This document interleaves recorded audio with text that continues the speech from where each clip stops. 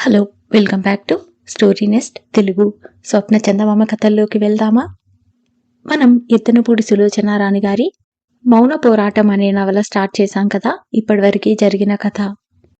Doctor Balasundaram Vaidehi గార్ల ఒక్కగానొక్క కూతురు మేధ. మేధకి వరుసకి అక్కాబావలు రవిచంద్ర, సుహాసిని. మేధ రజనీల మధ్య స్నేహం పెరుగుతుంది. మేధ తల్లిదండ్రులకి చెప్పకుండా రజనీని వివాహం చేసుకుంటుంది. మేధ తల్లిదండ్రులు ఆ బాధ భరించలేక ముంబై వెళ్లిపోతారు. మేధ తల్లి కాబోతుంది. మేధ తల్లి హార్ట్అటాక్తో చనిపోయిందని టెలిగ్రామ్ వస్తుంది. ఇక్కడి నుండి కథ ఇలా ముందుకు వెళ్తుంది. మర్నాడు మధ్యాహ్నం అవుతోంది. పొద్దుటే రజనీ ఫోన్ చేశాడు. తను వెంటనే బయలుదేరి వస్తున్నానని చెప్పాడు. ప్రభాకర్ని మేధను వదిలి వెళ్లవద్దని చెప్పాడు. ప్రభాకర్ బొంబాయి ఫోన్ చేశాడు. అక్కడ ఎవరూ ఫోన్ తీయటం లేదు. ప్లేన్ బయలుదేరిందో లేదో తెలియదు.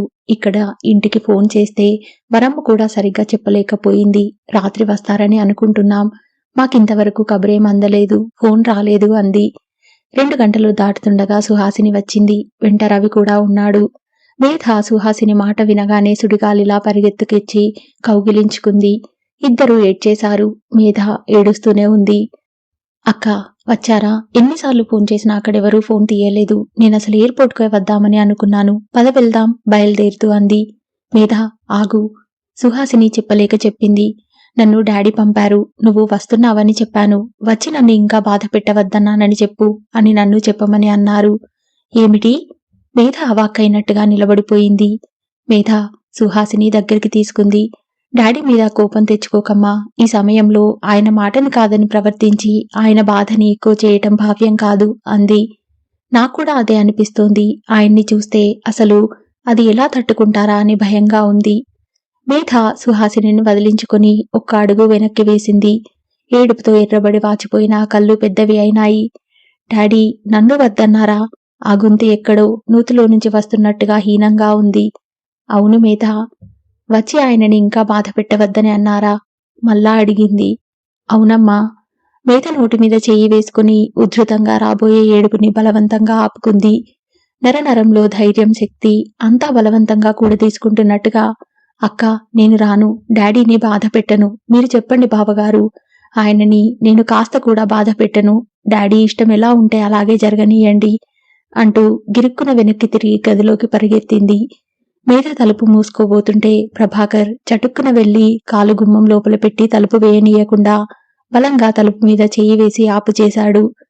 నన్ను వదిలేయండి, కాసేపు ఒంటరిగా వదిలేయండి అరిచింది మేధ. ప్రభాకర్ ఆ అరుపుని లక్ష్యపెట్టలేదు. తలుపులు వేయనీయలేదు. మేధ అతన్ని బలంగా తోసింది. చేత్తో కొట్టింది, రక్కింది. ప్రభాకర్ మౌనంగా భరించాడే కాని తలుపులు వదల్లేదు. మేధ ఒక్కసారిగా ఏడవసాగింది. ప్రభాకర్ మేధని చెయ్యి పట్టుకుని తీసుకువెళ్లి మంచం మీద కూర్చోబెట్టి తన పక్కనే కుర్చీలో కూర్చున్నాడు. సుహాసిని, రవిచంద్ర వెళ్లిపోయారు. 1 గంట అతి కష్టం మీద గడిచింది. దిండులో మొహం దాచుకుని హృదయ విదారకంగా ఏడుస్తున్న మేధ ఒక్కసారిగా మంచం మీద నుంచి దిగింది. ప్రభాకర్ ప్రశ్నార్థకంగా చూశాడు. నేను డాడీని చూడ్డానికి వెళ్తున్నాను. నేను ఉండలేను. ఆయన నన్ను తిట్టినా సరే, కొట్టినా సరే, చంపినా ఆనందమే అంటూ వీధి గుమ్మం వైపు పరుగు తీసింది. ప్రభాకర్ వెన్నంటే వచ్చాడు. సుందరమ్మ గారు అడ్డు రావటంతో అతను ఆగాల్సి వచ్చింది. అయ్యో అయ్యో వెళ్ళిపోతోందిరా సుందరమ్మ కేకలు పెట్టింది. అతడు ఆవిడని పక్కకి నెట్టి వెన్నంటే వెళ్లాడు. మేధ వీధిన వెళ్తున్న ఆటోని ఆటో అని కేక పెట్టి పిలిచింది. ఆటో దగ్గరికొచ్చి ఆగింది. ప్రభాకర్ అప్పటికే దగ్గరికి వచ్చాడు. మేధ జబ్బ మీద గట్టిగా పట్టుకుని మేధ నా మాట విను అన్నాడు. వినను వినను, నన్నెవరూ ఆపలేరు అంటూ ఆటో ఎక్కి కూర్చుంది. డాక్టర్ బాలసుందరం గారింటికి పోని అంది. ప్రభాకర్ కూడా గభాల్న కమ్మి పట్టుకుని లోపలికి ఎక్కబోయాడు. మీరు రావద్దు అంది. మేధ తర్కానికి సమయం కాదు. అతను జబర్దస్తిగా లోపల కూర్చున్నాడు. ఆటో అతను ఇద్దరినీ చిత్రంగా చూస్తూ ఆటో స్టార్ట్ చేశాడు. ఆటో డాక్టర్ గారి ఇంటి ముందు ఆగింది. ఇంటి ఆవరణ నిండా జనం కిటకిటలాడుతున్నారు. పోలీస్ జీప్ ఆగి ఉంది. పోలీసులు ఉన్నారు. ఇంటిలో బయట ఇసుక వేస్తే రాలనట్టుగా జనం జనం. మేధ, ప్రభాకర్ ఆటో దిగారు. ఎవరో అంటున్నారు, అయ్యయ్యో డాక్టర్ గారు ఇంత పని చేశారేమిటి? ఏం చేస్తాడు పాపం, భార్య లేకుండా బ్రతకలేనని అనుకుని ఉంటాడు. ఆ సంగతి ఉత్తరం రాసి పెట్టారట. ఉత్తరం రాశారా? ఏమని? ఇంకో వ్యక్తి ఆసక్తిగా అడిగాడు. నా ఈ ఆత్మహత్యకి ఎవరూ కారకులు కాదు. నా భార్య మరణం నేను తట్టుకోలేక ఈ పని చేస్తున్నానని. అయ్యయ్యో పాపం, కూతురు ఎవరినో ప్రేమించానని ఇంట్లోంచి వెళ్ళిపోయిందటగా ఎవరో అన్నారు. అవునట, నేనూ విన్నాను. ఏమిటో పిల్లలు రాక్షసుల్లా తయారవుతున్నారు. ఇంకో ఆయన వాళ్ళ దగ్గరికి వచ్చి ఆదుర్దాగా అడిగారు, డాక్టర్ గారికి ఏమైందండి? మీకు తెలియదా? ఆయన షూట్ చేసుకొని చచ్చిపోయాడు. అయ్యో అయ్యో, నాకు తెలియదే. వైదేహి గారు పోయారని తెలిసి చూడ్డానికి వచ్చాను. ఇదేం చిత్రం? అలాంటి పనెందుకు చేశారు? ఎంతమందికో ప్రాణదానం చేశారాయన. మీద ప్రభాకర్ చేయి గట్టిగా పట్టుకుంది. అందుకే ఈ పోలీసులు అన్నారెవరో. ఆయన భార్యతో పాటు తనని కలిసి ఇద్దరినీ ఒకేసారి దహనం చేయమని ఉత్తరంలో వ్రాశారట. హారి భగవంతుడా! దూరంగా సుహాసిని, రవిచంద్ర, భానుమతి ఆంటీ, వరమ్మ, నౌకర్లు అందరూ ఏడుస్తున్నారు. మేధ ప్రభాకర్తో అంది, ప్రభాకర్, నేను లోపలికి వెళ్ళలేను.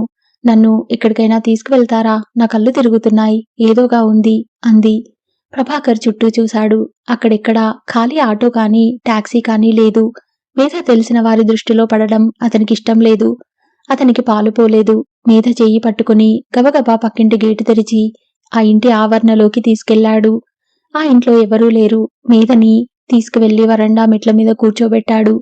నాకు కళ్ళు చీకట్లు కమ్ముతున్నాయి అంది మేధ. ఇలా నా ఒడిలో తలపెట్టుకో, ఒక్క నిమిషం. అతను మేధని తలపట్టి వంచి ఒడిలోకి తీసుకున్నాడు.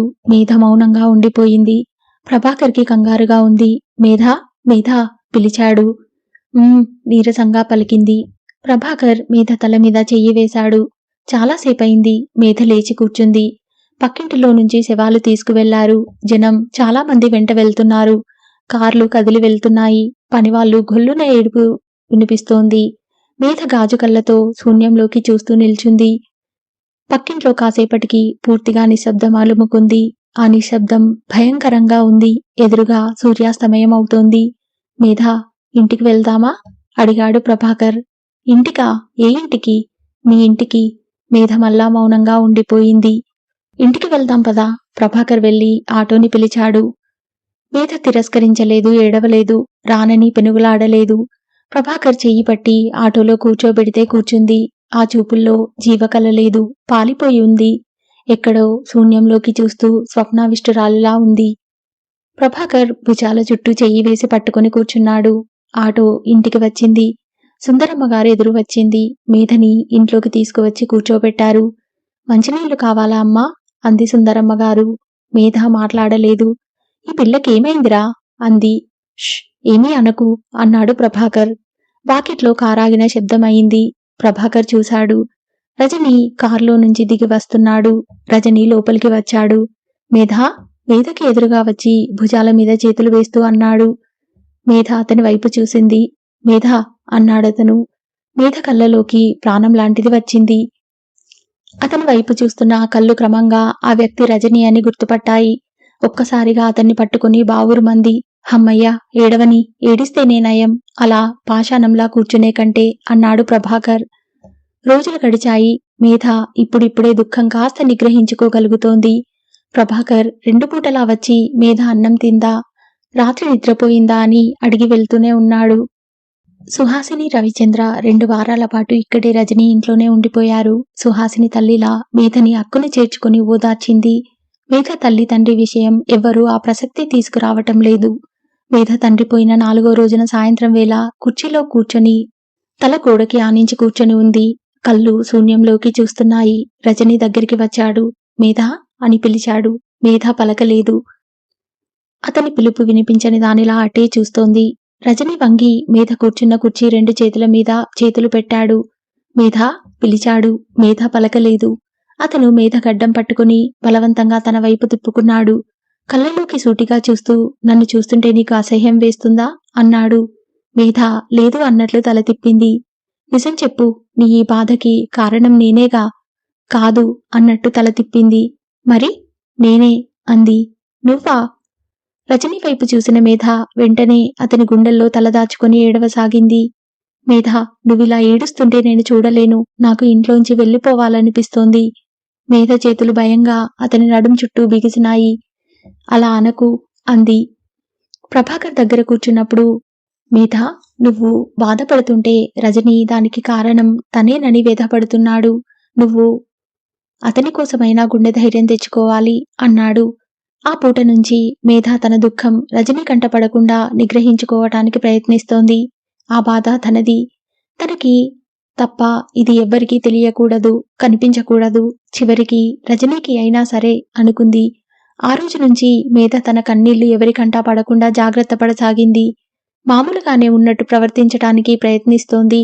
స్నానానికి బాత్రూంకి వెళ్ళినప్పుడు, ఇంట్లో ఎవరూ లేనప్పుడు, రాత్రివేళ రజని గాఢ నిద్రలో ఉన్నప్పుడు తల్లిదండ్రులను తలుచుకొని కరువు తీరా ఏడ్చేది. తండ్రిపోయిన 15వ రోజున లాయర్ గారు మేధ దగ్గరికి వచ్చారు. ఆయన ఒక కవర్ ఇచ్చారు. మేధ తీసుకుని తెరిచి చూసింది. అది వీలునామా. అందులో బాలసుందరం గారు తన పేరిట ఉన్న యావదాస్తిని కూతురు పేరిట వ్రాశారు. మేధ ఆ కాగితాలు లాయర్ గారికి ఇచ్చేసింది. లాయర్ గారు, ఈ ఆస్తితో నాకేం పనిలేదండి. నాకు కావలసింది నా తల్లిదండ్రుల ప్రేమ. అది నాకు దక్కకుండా చేశారు. కిట్టి బొమ్మ తప్ప నాకేం అవసరం లేదు. ఆ ఆస్తి అంతా ఏదైనా అనాథాశ్రమానికి ఇచ్చేసే ఏర్పాటు చేయండి. నేను సంతకాలు చేస్తాను అంది. లాయర్ గారు, సుహాసిని, రవిచంద్ర ఎవరు ఎంత చెప్పినా మేధ వినలేదు. ఆ డబ్బు తాకే అర్హత నాకు లేదు అంది. వారు ఎంత చెప్పినా మేధ మనసు మార్చుకోలేదు. ఒకరోజు మేధ కూర్చొని మేజొల్లు అల్లుతోంది. రజని ఆఫీస్లో ఉన్నాడు. ఇంతలో ఫోన్ మోగింది. మేధ తనే వెళ్లి తీసింది. హలో అంది. అమ్మా మేధ, అవతల నుంచి ఆప్యాయంగా వినిపించింది. పరి అంకుల్, ఎక్కడ్నుంచి? ఏమైపోయారిన్నాళ్ళు? బందీ అయిపోయాను తల్లి. ఎక్కడా? మంచానికి. ఏమైంది? నువ్వురా, చూద్దువు గాని. నేను ఈరోజే వచ్చాను. నీతో ఎన్నో విషయాలు మాట్లాడాలి. నేను రాను. మీరు నన్ను వెలివేసినట్టుగా ఒక్కసారి కూడా కలవలేదు. నన్ను చూసిన తర్వాత నువ్వు అనదలుచుకున్నవన్నీ అనమ్మా. నువ్వురా. మీ మీద నాకు కోపంగా ఉంది. నేను రాను. రాకపోతే అన్యాయంగా అంకుల్ మీద అపోహపడిన దానివవుతావు సుమా. నీ ఇష్టం. మేధ వెళ్ళింది. ఆయనని చూసి ఆశ్చర్యపోయింది. ఆయన ఎడమవైపు శరీరం అంతా పక్షవాతానికి గురైంది. కాలు చెయ్యి కదలటం లేదు. ఆసరా లేకుండా కూర్చోలేరు. అంత లావుగా ఉండే ఆయన సన్నగా అయిపోయారు.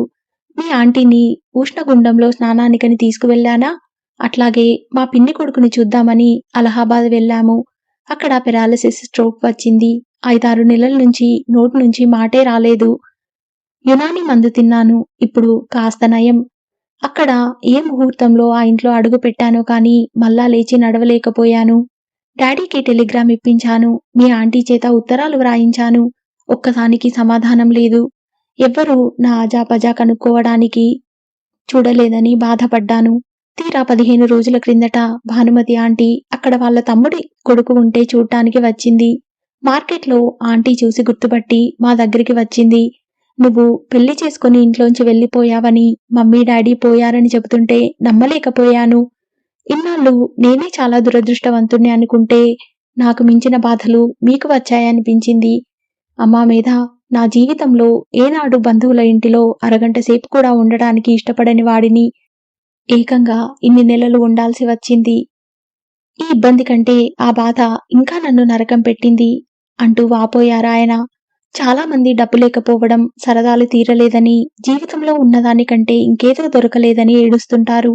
అసలు బాధ మనిషికి అన్నింటికంటే అనారోగ్యమమ్మా. ఆరోగ్యమే మహాభాగ్యమని ఎవరో చెప్పారు మహానుభావులు. మేధ పెళ్లి ప్రస్తావన వచ్చింది. మేధ జరిగిందంతా చెప్పింది. మీ నాన్నకి నీ మీద ప్రేమ ఎక్కువే తల్లి. కానీ రాజీ పట్టానికి అహం అడ్డు వచ్చి ఉంటుంది. నీకో విషయం చెప్పనా? మీ నాన్న ఇల్లరిక మల్లుడు తెలుసు కదా. ఒకసారి మీ తాతయ్య ఇది నా ఇల్లు అని అన్నాడు. అంతే, వీడు ఇంట్లోంచి వెళ్ళిపోయి మళ్ళా ఇల్లు కట్టుకునే వరకి వాళ్ళ ఇంట్లో అడుగు పెట్టలేదు. అంత పట్టుదల. అసలు చాలా మంది పెద్దవాళ్ళు పిల్లల్ని స్వతంత్రంగా ఉండేట్లు పెంచాలని అంటారే గాని నిజంగా స్వతంత్రమైన నిర్ణయాలు చేస్తే భరించలేరమ్మా. అది వారి బలహీనత అన్నాడు. మేధకి ఆయన దగ్గర నుంచి వచ్చేస్తుంటే మనసు హాయిగా అనిపించింది. కడుపు తీరా ఆయనతో తల్లిదండ్రుల గురించి వారి విషయాలు మాట్లాడింది. మనసు తేలికపడినట్లయింది. ప్రభాకర్ స్కూల్ ఓపెన్ చేశాడు. పిల్లలు బాగానే చేరారు. మేధను వచ్చి ప్రారంభోత్సవం చేయమని పట్టుబట్టాడు. మేధ, రజని వెళ్లారు. సుహాసిని, రవిచంద్ర కూడా వచ్చారు. మేధ రిబ్బన్ కట్ చేసింది. మర్నాడు ప్రభాకర్ పేపర్ తీసుకువచ్చి చూపించాడు. అందులో ఓ మూలగా మేధ రిబ్బన్ కత్తిరిస్తున్న ఫోటో ఉంది. మొత్తానికి పేపర్లో వేయించి అన్నమాట నిలబెట్టుకున్నారు సుమా. పత్రికల వాళ్ళకి ఫోటో వేయటానికి ఎంత డబ్బిచ్చారేమిటి అంది. చిచి, డబ్బివ్వలేదు. ఆ రిపోర్టర్ నాకు తెలిసినతను. అతనికి ఒకసారి నేను దేనికో సాయం చేశాను. ఫోటో బాగా వచ్చింది కదూ, నేను ఫ్రేమ్ కట్టించి స్కూల్లో పెడతాను అన్నాడు. మీ వరస చూస్తుంటే నాకోసమే ఈ స్కూల్ తెరిచారని ఎవరైనా అనుకోగలరు. జాగ్రత్త అంది.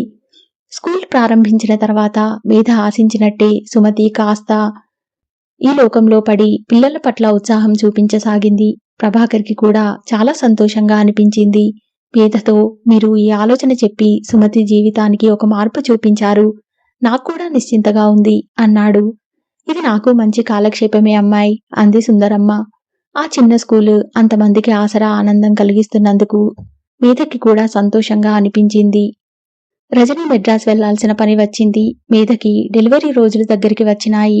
డాక్టర్ 14వ తేదీ తర్వాత అంది. రజని, నేను వెళ్ళనా వద్దా అంటూ సందేహంలో పడ్డాడు. నిక్షేపంగా వెళ్ళిరా, ఈరోజు 3వ తేదీయే కదా అంది క్యాలెండర్ చూస్తూ. ఇంకా చాలా టైం ఉందిలే అంది. ఏమో, సుహాసిని రవిచంద్ర కూడా ఊర్లో లేరు, తిరుపతి వెళ్లారు అన్నాడు. వాళ్ళుంటే కాస్త ధైర్యంగా ఉండేది.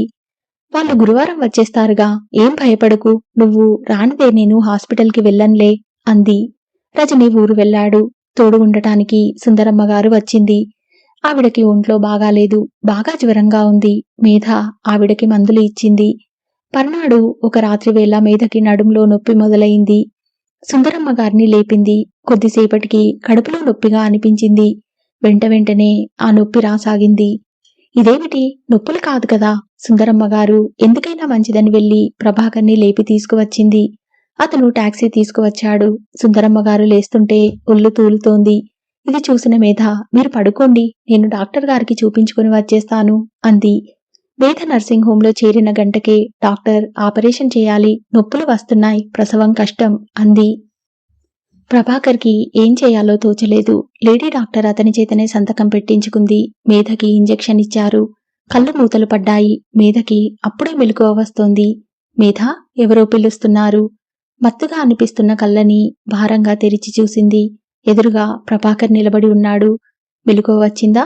ఇదిగో నీ కూతురు అన్నాడు చేతుల్లో ఎత్తుకున్న పసికందిని చూపిస్తూ. చిన్నారి ఆ శరీరాన్ని చూస్తుంటే మేధ మనసు పులకరించినట్టయింది. తూర్పున తెలతెల వారుతున్నట్లుంది. వెలుగురేఖలు కిటికీలో నుంచి గదిలోకి వస్తున్నాయి. పుట్టబోయే పాపని మొట్టమొదట రజని ఎత్తుకుని తనకి చూపించాలని ఎన్ని కలలు కన్నది.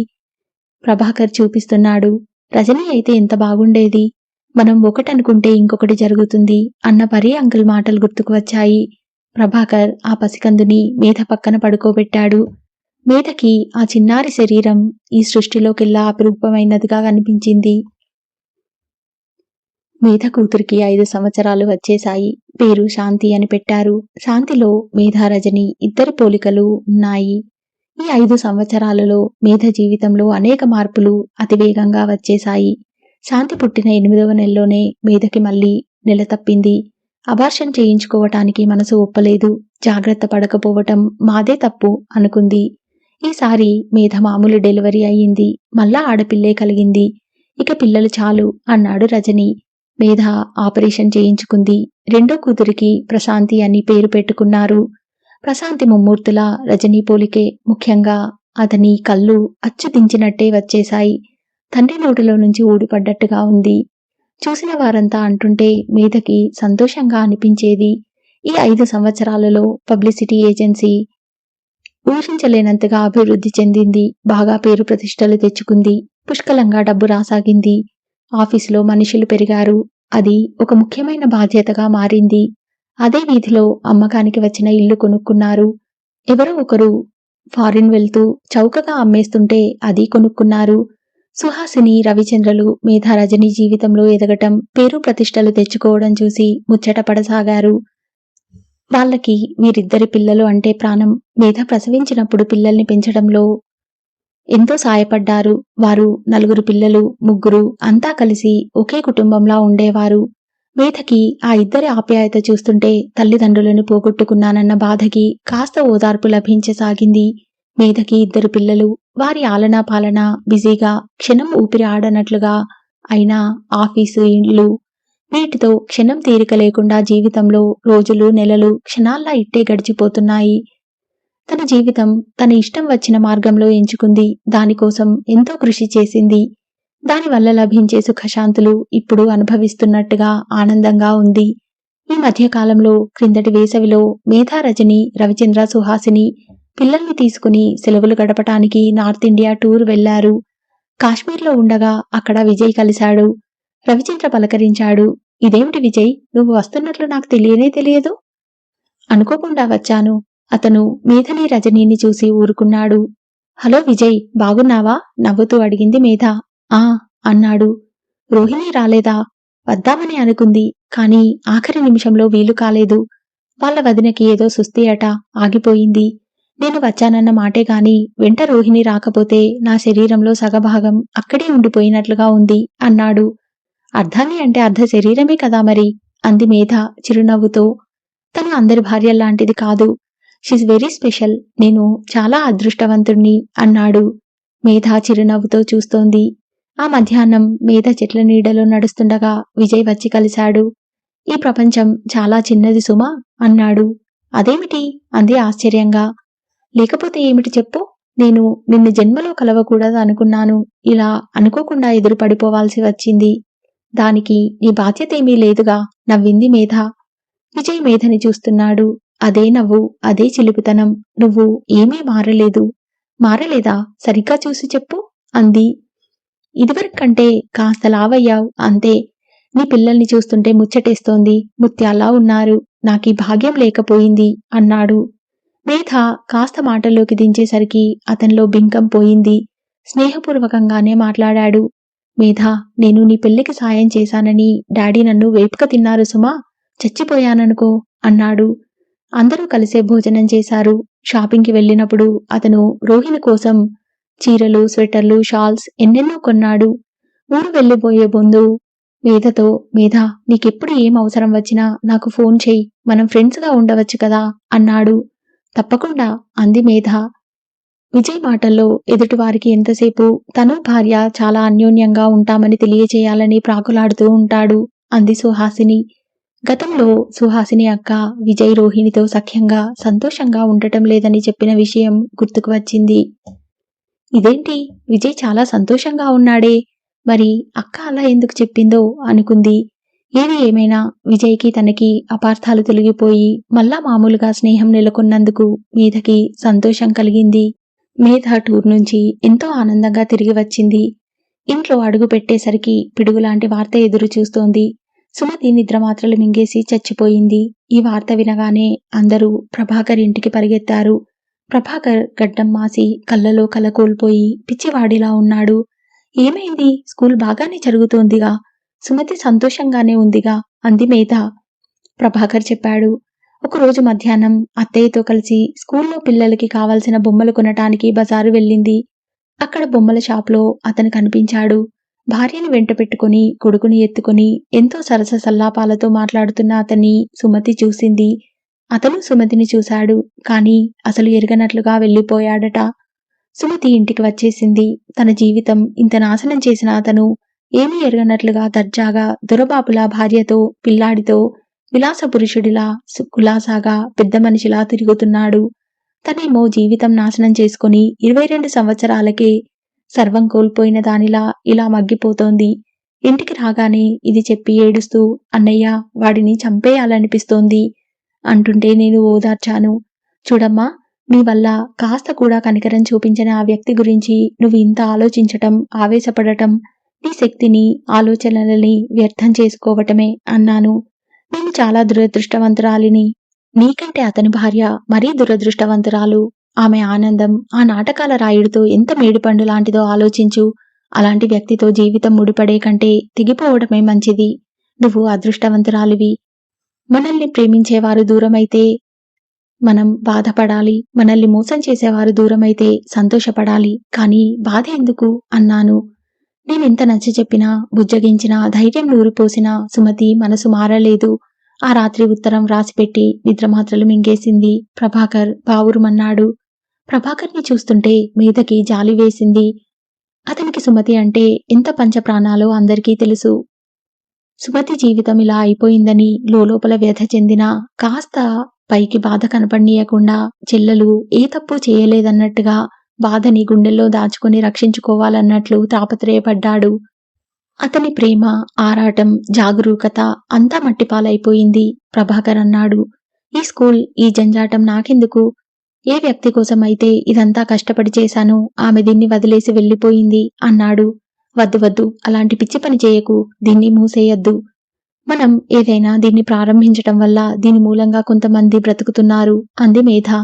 మేధ గట్టి పట్టు పట్టడం వల్లనే ప్రభాకర్ స్కూల్ మూసివేయలేకపోయాడు. మేధ, మనకెందుకు వారి గోల, వాళ్ళ ఇష్టం వాళ్ళది అన్నాడు రజనీ చిరాగ్గా. నీకు తెలియదు, ఆ స్కూల్ మూసివేస్తే ప్రభాకర్ అసలు తట్టుకోలేడు అంది మేధ. మేధ ఫ్రెండ్ కరుణ స్టేట్స్ నుంచి వచ్చింది. కరుణ అక్కడ గ్రీన్ కార్డ్ హోల్డర్ గా ఉన్న ఒక డాక్టర్ని చేసుకుంది. తను కూడా డాక్టర్. అక్కడ ఇల్లు, కారు అన్నీ సమకూర్చుకున్నారట, అక్కడే స్థిరపడిపోవాలని. మేధ, నువ్విక్కడెలా ఉంటున్నావు? అక్కడ సుఖం, ఆనందం ఇక్కడెలా వస్తాయి అంది కరుణ. సుఖం, ఆనందం మనం చూసే దృష్టిలో చాలా ఉంటుంది అంది చిరునవ్వుతో. నువ్వు కూడా స్టేట్స్ వచ్చేయ్ అంది. అసలు నిన్ను చూస్తుంటే నాకు చాలా ఆశ్చర్యంగా ఉంది. నువ్వు మాకు తెలిసిన మేధావేనా అని అనిపిస్తోంది. ఎందుకట? మీ మమ్మీ డాడీ ఆ డబ్బు, ఆ హోదా, నువ్వు ఊ అంటే నౌకర్లు, ఆ అంటే కార్లు, అదంతా పూర్వాశ్రమం. ఇది మరో జన్మ అనుకో అంది నవ్వుతూ. ఏమిటో నువ్వు మా అందరిలాగా ఇలా ఇంటి పనులు, పిల్లల పనులు చేయటం, భర్తకి వండి పెట్టడం నాకేమిటో మేధాని ఇలా చూడలేకపోతున్నాననిపిస్తోంది. కరుణ ఉన్నంతసేపు అంటూనే ఉంది. కరుణ వెళ్ళిపోయిన తర్వాత ప్రశాంతిని ఒడిలో పడుకోబెట్టుకుని చిచ్చు కొడుతున్న మేధ ఇల్లంతా కలియ చూసింది. గాలి వీస్తుంటే కిటికీకి పరదాలు కదులుతున్నాయి. ఇల్లు సింపుల్ గా అమర్చిన ఫర్నిచర్ నీట్ గా ఉంది. ఆ శుభ్రత, ప్రశాంతత మనసుకి హాయిని కలిగిస్తున్నాయి. కరుణ ఎందుకు అలా అంటుంది? ఇప్పుడు నాకేమైంది? నన్ను ప్రేమించే భర్త, రత్నాల్లాంటి 2 పిల్లలు, మాది అనే ప్రపంచం, మాకిస్తున్న అడ్వర్టైజింగ్ ఏజెన్సీ. డబ్బు మరీ ఆడంబరంగా లేదు, కానీ దేనికి ఇబ్బంది లేదు. మేధకి ఎన్నో రోజుల తర్వాత జీవితం ఒడిదుడుకులు దాటి శాంతి తీరం చేరినట్లుగా మనసు ప్రశాంతంగా, హాయిగా అనిపించసాగింది. నా కష్టాలు తీరిపోయినాయి, బాధలు పడటం అయిపోయింది అనుకోసాగింది. ఆ రోజు రాత్రి ఉక్కగా అనిపించి మేధ నిద్రలో నుంచి మెలకువ వస్తే లేచి కూర్చుంది. రజనీ పిలిచింది. అలవాటుగా ఊ అని వినిపించలేదు. రజనీ చేత్తో తడిమింది. అతని శరీరం చేతికి తగల్లేదు. చేయి చాచి లైట్ వేసింది. లైట్ వెలిగింది. పక్క ఖాళీగా ఉంది. పక్కన రజనీ లేడు. మేధ మంచం దిగి వచ్చింది. రజనీ ఆదుర్దాగా పిలుస్తూ వచ్చింది. అతను కుర్చీలో కూర్చొని తల వెనక్కి ఆనించి కాళ్ళు గోడకి పెట్టి కూర్చొని ఆలోచనా ముద్రలో ఉన్నాడు. అదేమిటి ఇక్కడ కూర్చున్నావే, నిద్రపోలేదా? దగ్గరికి వస్తూ అడిగింది. నిద్ర రావటం లేదు. ఎందుకని? నాకు తెలియదు. ఆఫీస్లో ఏదైనా జరిగిందా? మరి నాకు తెలియదు. ఒక్కోసారి ఇంతే, నిద్ర రాదు. మనసంతా వెలితిగా అశాంతిగా ఉంటుంది. చాలా రెస్ట్లెస్ గా అనిపిస్తుంది. మేధ ఆశ్చర్యపోయింది. అశాంతిగా ఉందా? జీవితం ఇంత సంతోషంగా గడుస్తుంటే నీకు అశాంతిగా ఎందుకు అనిపిస్తోంది? నేను చాలా ఆనందంగా ఉన్నానే. నాకు ఇంత తృప్తిగా ఉన్నప్పుడు నీకెందుకు అనిపించటం లేదు? మేధ అతను కూర్చున్న కుర్చీ మీద కూర్చుంటూ అడిగింది. నాకు తెలియదు మేధ అన్నాడతను. మేధ అతని మెడ చుట్టూ చేయి వేసి అతని తలని దగ్గరగా తీసుకుని గుండెలకి అదుముకుంది. ఎలా అనిపిస్తుందో సరిగ్గా చెప్పు. ఒక్కోసారి చాలా బోరుగా, ఏదో పోగొట్టుకున్నట్టుగా, శూన్యంగా, ఇంకేదో నేను అన్వేషించాలి అన్నట్లుగా. నా ప్రపంచం ఇంకేదో ఉంది, ఇది కాదు అనిపిస్తోంది. అతను ఆమె గుండెల్లో ముఖమానించి కళ్ళు మూసుకున్నాడు. మేధ శ్రద్ధగా అతను చెప్పేదంతా వింది. నాకు అర్థమైంది అంది. ఏమిటిది? నీ వెలితి నేను తీరుస్తాను. నాకు చెప్పరాదు? చెప్పను అంది. మర్నాడు సాయంత్రం రజనీ ఆఫీస్ నుంచి ఇంటికి రాగానే మేధ చేస్తున్న పని వదిలేసి ఎదురు వెళ్ళింది. అతని 2 చేతులు పట్టుకుని గదిలోకి లాక్కు వచ్చింది. చూడు, చిన్నపిల్లలా ఉత్సాహంగా వేలు పెట్టి చూపించింది. రజనీ చూశాడు. అక్కడ గదిలో బీరువా నిండా అరవింద మహర్షి, స్వామి రామానంద, శంకరాచార్యులు లాంటి వ్యక్తులు వ్రాసిన పుస్తకాలున్నాయి. ఆ పుస్తకాలు చూడగానే రజనీ ముఖం ఆనందంతో వెలిగిపోయింది. మై గాడ్, ఇవన్నీ ఎక్కడివి? నేను చదవనివి ఇవన్నీ అన్నాడు. గబాల్న దగ్గరికి వెళ్లి ఒక్కొక్కటి తీసి చూస్తూ నేనే తెచ్చాను అంది. నిజంగానా అన్నాడు. ఇదే నిన్ను పీడిస్తున్న అశాంతి అని అనిపించింది నాకు. ఈ మధ్య నువ్వు డబ్బు సంపాదన గొడవలో పడి ఈ పుస్తకాలకి దూరం అయిపోయావు. ఇవి చదువుతుంటే గాని నీ మనసుకి శాంతి రాదు. థాంక్యూ. అతను మేధ నడుం చుట్టూ చేయి వేసి దగ్గరికి తీసుకుని నుదుటి మీద ముద్దు పెట్టుకున్నాడు. నిజమే సుమా, ఈ ఆలోచనే నాకు రాలేదు. Thanks dear. అందరి భార్యలు నీలా భర్తల మనసు అర్థం చేసుకోగలిగితే, ఎరిగి ప్రవర్తిస్తే అసలు భార్యాభర్తల మధ్య గొడవే ఉండదేమో కదూ అన్నాడు. మేధకి అతను కుర్చీలో పడుకుని పుస్తకం చదువుతుంటే చాలా ఆనందంగా అనిపించింది. అతను ఆ లోకంలో మునిగిపోయినట్టు ఉన్నాడు. మేధ టీ తీసుకువచ్చింది. అతను తీసుకున్నాడు. చిరునవ్వు నవ్వాడు. మేధ వైపు ఇష్టంగా చూసి మళ్ళా పుస్తక పఠనంలో మునిగిపోయాడు. మేధకి ఆనందంగా అనిపించింది. మేధ అప్పుడే పిల్లలిద్దరినీ స్కూల్ నుంచి తీసుకువచ్చింది. పిల్లలకి ముఖం కడిగించి బట్టలు మార్పిస్తుంటే ఇంతలో ఫోన్ మోగింది. మేధ వెళ్లి తీసింది. హలో, అవతల నుంచి సుహాసిని పలికింది. ఏమిటక్కా, రేపు నువ్వు రజని పిల్లలతో మా ఇంటికి భోజనానికి రావాలి. ఏమిటి విశేషం? రేపు మా పెళ్లి రోజు. మేధ క్యాలెండర్ చూసింది. ఓ, రేపు 1వ తేదీ కదా. నేను హడావిడిలో మర్చిపోయాను సుమా. నువ్వు మర్చిపోయినా మేం మర్చిపోనీయం కదా. అక్క, సెలబ్రేషన్ ఏమిటి? ఏముంది తల్లి, మీరు వస్తే భోజనాలు, సినిమా. కాదు, రేపు రాత్రి బంజారాలో రూమ్ బుక్ చేయించమని రజనీకి చెప్తాను. నేను రేపు నిన్ను పెళ్లి కూతుర్లా అలంకరిస్తాను. చాలే ఊరుకో, ఎవరైనా వింటే నవ్వుతారు. నిజం అక్కా, నువ్వు కాదనడానికి వీల్లేదు. ఏమీ వద్దు. మీ బావగారు పెళ్ళై 10 ఏళ్లయింది. ఇంకా సెలబ్రేషన్ ఏమిటి బోర్గా, ముసలాళ్ళమైపోయాం అని నసుగుతున్నారు. భోజనాలైనా ఉండనీయండి అన్నాను. మీరు రేపు తప్పకుండా రండి. ఆయన రజనీకి ఫోన్ చేస్తున్నారు. మీ ఇద్దరు బాగా బిజీ అయిపోయారు తల్లి. మిమ్మల్ని పలకరించాలంటేనే మీ టైం వేస్ట్ చేస్తున్నామేమోనని భయం వేస్తోంది అంది సుహాసిని నవ్వుతూ. అలా అనకక్క, మీ తర్వాతనే మా బిజీ అంతా అంది మేధ. సుహాసిని ఫోన్ పెట్టేసింది. మేధకి ఎంతో సంతోషంగా అనిపించింది. అక్కా బావలది ఎంతో అన్యోన్య దాంపత్యం. ఒక్కరోజు కూడా వారి మధ్య తగాదాలు కాని భేదాభిప్రాయాలు కాని తను చూడలేదు. ఇద్దరూ ఒకరికొకరు బాగా సరిపోయారు. ఇద్దరిది శాంత స్వభావమే. ఇద్దరికీ సహనం ఎక్కువే. ఇక తగాదాలెందుకు రాగలవు? మేధ రజనీకి ఫోన్ చేసింది. ఏమిటి అన్నాడు. బజార్కెళ్ళాలి. రేపు అక్కది మ్యారేజ్ డే. బట్టలు తీసుకురావాలి. నువ్వు వెళ్ళి రద్దు. మంచిదానివిగా. రజనీ, మన పెళ్ళై ఎన్నాళ్ళయింది? అదేం ప్రశ్న, 5 ఏళ్లు దాటింది. ఫోన్ పెట్టేయ్ మేడం, పనిలో ఉన్నాను. సాయంత్రం త్వరగా వస్తావా మరి? చూస్తాను. ఫోన్ పెట్టేస్తావా, నేను పెట్టేనా? మేధ ఫోన్ పెట్టేసింది. రజని పనిలో ఉంటే ఎవరైనా డిస్టర్బ్ చేస్తే చిటపటలాడిపోతాడు. అతని స్వభావమే అంతా. అక్కకి బావకి ఎలాంటి బట్టలైతే బాగుంటాయి? మేధ ఆలోచనలో పడింది. అక్కకి కంచిపట్టు చీర, బావగారికి సిల్క్ ధోవతి, ఉత్తరీయం, లాల్చీ. పెళ్లి దంపతుల్లా ఉంటారు అనుకుంది. భోజనానికి మర్నాడు వెళ్లేటప్పుడు మేధ దోవలో రజనీకి కారు పూల షాపు దగ్గర ఆపమని నిన్న ఆర్డర్ పెట్టిన పెద్ద గులాబీ దండలు తీసుకుంది. వాళ్ళు వెళ్లేసరికి సుహాసిని, రవిచంద్ర ఎదురు చూస్తున్నారు. మేధా రజని భార్యాభర్తలిద్దరినీ కూర్చోపెట్టి బట్టలు ఇచ్చారు. అరెరే, ఇవన్నీ ఇప్పుడెందుకు అన్నాడు రవిచంద్ర. మేధ కట్టుకోమని గొడవ చేసింది. ఇద్దరూ కొత్త బట్టలు ధరించారు. ఒకరి చేత ఒకరికి పూలదండలు వేయించింది. రవిచంద్ర వేస్తుంటే సుహాసిని సిగ్గుపడింది. అందరూ చప్పర్లు కొడుతూ నవ్వారు. రజని ఫోటోలు తీశాడు. రవిచంద్ర, నేనిప్పుడే వస్తాను, మీరు కూర్చోండి అన్నాడు. ఎక్కడికి బావగారు? కేక్ ఆర్డర్ ఇచ్చాను, తెస్తాను. రమ ఒకటే గొడవ చేస్తే బలవంతంగా ఇచ్చారు. వెళ్ళి త్వరగా రండి అంది సుహాసిని. నేను వస్తాను పదండి, కార్లో తెద్దాం అన్నాడు రజని లేస్తూ. వద్దు వద్దు, అది మా రథం మీదనే తేవాలి. అది మా సెంటిమెంట్. ఇప్పుడే క్షణంలో తెస్తాం, పదరమా అన్నాడు రవిచంద్ర. రమ ఉత్సాహంగా మమ్మీ బై బై అంది వెళ్తూ. త్వరగా రండి, ఆలస్యం చేశారంటే మీతో నేను చచ్చినా మాట్లాడను అంది సుహాసిని. మీ అక్క బెదిరింపులు నాకు అలవాటేనమ్మా. కావాలని నేను కాస్త ఆలస్యం చేస్తే ఇక ఏడుస్తూ వీధి గుమ్మం దగ్గరే కూర్చుంటుంది అన్నాడు రవిచంద్ర నవ్వుతూ. రవిచంద్ర, రమ స్కూటర్ మీద వెళ్లారు.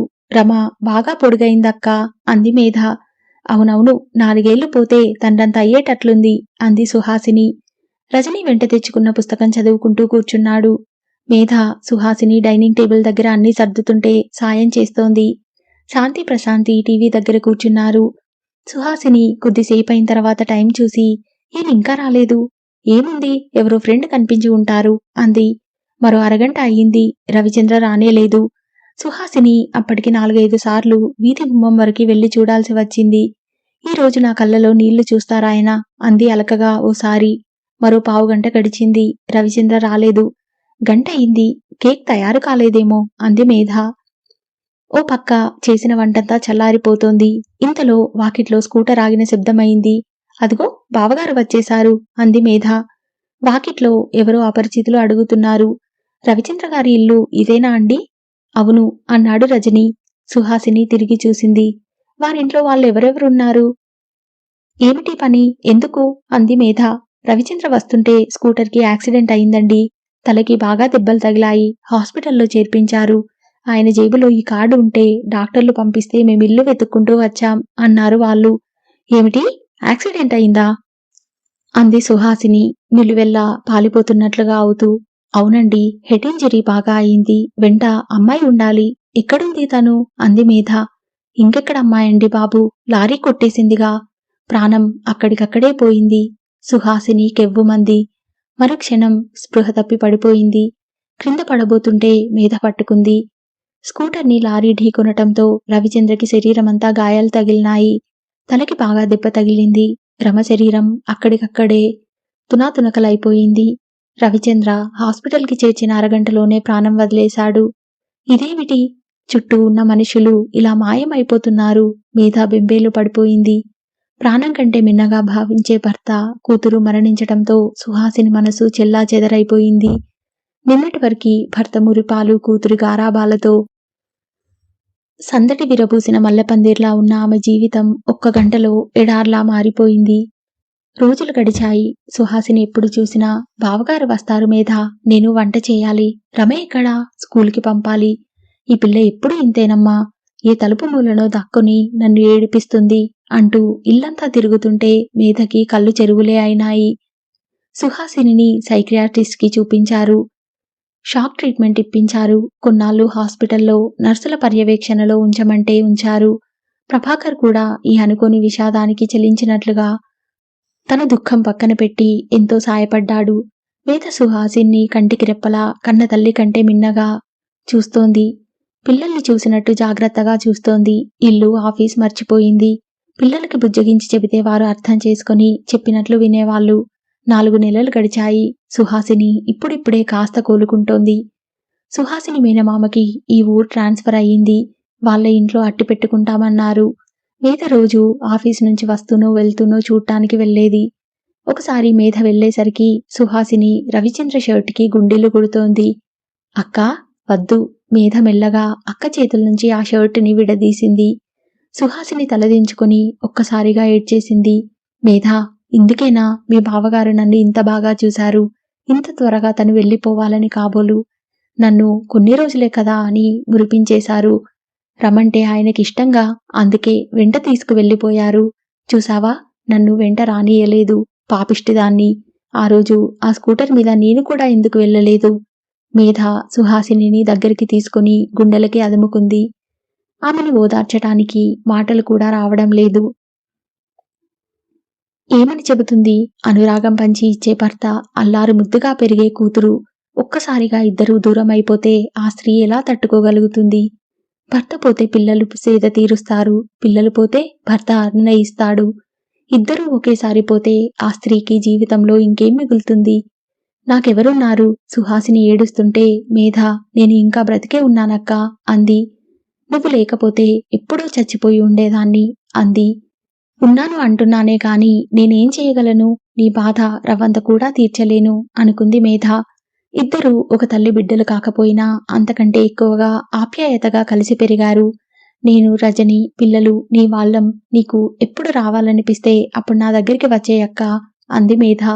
ఇంతలో ప్రభాకర్ వచ్చాడు. అతని ముఖం తిరిగి తిరిగి వచ్చినట్లు అలసటగా ఉంది. అబ్బా, ఈ రోజుకి కాస్త పనయింది. కాగితాలు మేధకి ఇస్తూ అన్నాడు. రవిచంద్ర పోయిన తర్వాత అతని ఆఫీస్లో రావాల్సిన డబ్బు, ఇన్సూరెన్స్ డబ్బు మీద అతను కలిసి ఆఫీసుల చుట్టూ తిరిగి ఆ పనులు పూర్తి చేశారు. ప్రభాకర్ తెచ్చి ఇచ్చిన చెక్ చూసి సుహాసిని ఒక్కసారిగా గొల్లుమంది. ఈ డబ్బు నాకెందుకు మేధ, నేనేం చేసుకోను?